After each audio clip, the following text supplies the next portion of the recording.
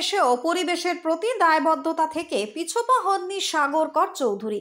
কর্মজীবনে বনকর্মী এবং পরে ফরেস্ট রেঞ্জ অফিসার হিসেবে যিনি ছিলেন প্রকৃতির এক নিবেদিত সেবক। অবসরের পরেও তিনি নিয়মিতভাবে বালুরঘাট শহর জুড়ে বৃক্ষরোপণ করে চলেছেন। বালুরঘাট পৌরসভা যখন শহরটিকে গ্রিন সিটি হিসেবে গড়ে তোলার লক্ষ্যে কাজ করে চলেছে, তখন সেই উদ্যোগকে আরও এক ধাপ এগিয়ে নিয়ে গেলেন একদল পরিবেশ প্রেমী মানুষ।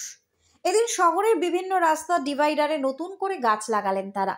পূর্বে পৌরসভার পক্ষ থেকে যে গাছগুলো লাগানো হয়েছিল তার মধ্যে কিছু প্রাকৃতিক কারণে নষ্ট হয়ে যায়। সেই সব স্থানে নতুন করে রিপ্ল্যান্টেশন করেন সাগর কর চৌধুরীর নেতৃত্বাধীন পরিবেশ কর্মীরা। এই উদ্যোগের মাধ্যমে শহরবাসীর কাছে একটি বার্তা পৌঁছে দেওয়ার চেষ্টায় রয়েছেন এই পরিবেশ প্রেমীরা। সবুজ শহর শুধুমাত্র স্বপ্ন নয়, সবার অংশগ্রহণেই তা বাস্তব হতে পারে। আগামীকালও শহরের বিভিন্ন প্রান্তে বহু গাছ লাগানোর পরিকল্পনা রয়েছে বলে জানানো হয়েছে। লক্ষ্য একটাই, বালুরঘাটকে আরো সবুজ এবং প্রাণবন্ত করে তোলা। এমন উদ্যোগ সত্যিই অনুকরণীয় এবং পরিবেশ রক্ষার পথ দেখায় অন্যদেরকেও। Bureau report, Hili news Bangla.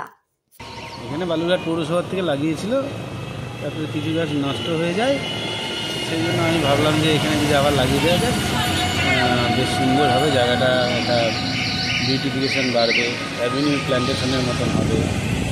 গাছ লাগানো তো একটা ভালো জিনিস। সবুজ সংরক্ষণ করো, সবুজ বাড়াও, তাতে করে পরিবেশের ভারসাম্য, পরিবেশে যে বর্তমান উত্তাপ চলছে সেই উত্তাপটা আস্তে আস্তে গাছের মাধ্যমে যাতে কমে আসে, সেটাই আমার ভাবনা।